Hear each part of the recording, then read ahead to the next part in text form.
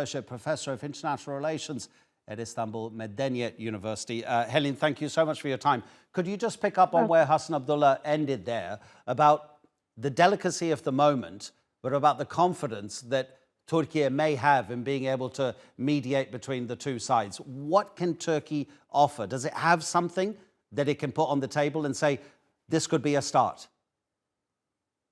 Well, at least we are very happy that Turkey could establish and protect a certain level of confidence between itself and these two countries, both Ukraine and Russia. And we are somehow witnessing, I believe, a kind of shuttle diplomacy between Turkey and these two countries. So after the shuttle diplomacy attempts, usually we are expecting a kind of permanent ceasefire. First a temporary one and then a permanent one, hopefully. But it's quite early to talk about that at the moment. I think in this time today, what Erdogan can underline definitely to the Ukrainian side especially, that actually Ukraine needs Russia and Russia needs Ukraine. So there's a kind of mutual dependency even between these two countries, because both countries are earning money by selling grain to the outside world, and they are also sending many other stuff to the outside world.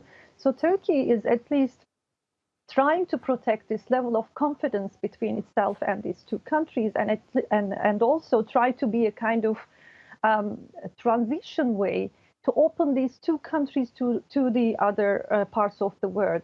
We know that the railway option is not working very well from Ukraine to European, especially to the Eastern European countries.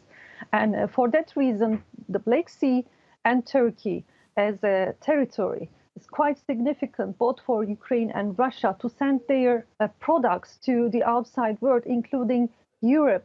So I do believe that Europe, after a while, will also understand Turkey's position much more definitely, because they also need the transfer of these products from Russia and Ukraine to the European countries and to the rest of the world, especially to third world countries, which is very significant because of the grain issue.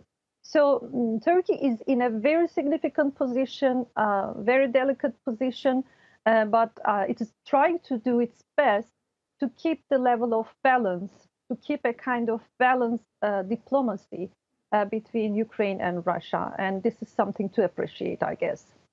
Do you not get the impression that possibly Vladimir Putin is not ready to talk about peace right now? A few months ago, when Antonio Guterres was in Ukraine, he was in Kiev, and the Russians sent a couple of missiles that hit a neighborhood in Kiev. Guterres was not very far away at all. Currently, they're bombing Kharkiv, and they've also hit Odessa, one of the three ports being used for these grain shipments.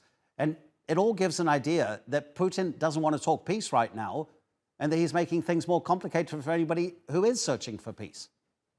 Well, I guess it is also difficult to determine who is doing what at the moment. We are talking about a kind of hybrid war. For that reason, there are many different armed groups in the area. For that reason, maybe this is not Russia only or Ukrainian powers, but there are attempts by various groups, various armed groups, to sabotage the continuing level of diplomacy and the transfer of grain from Ukraine to the outside world. For that reason, yes, it is early, quite early, to talk about a kind of picture in which we can see Zelenskyy and Putin at the same time. However, we are still hopeful for future because of these diplomacy attempts of Turkey.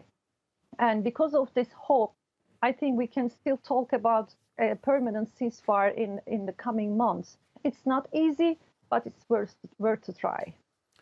Helin, thank you so much indeed for your time. Helin Sari Ertem.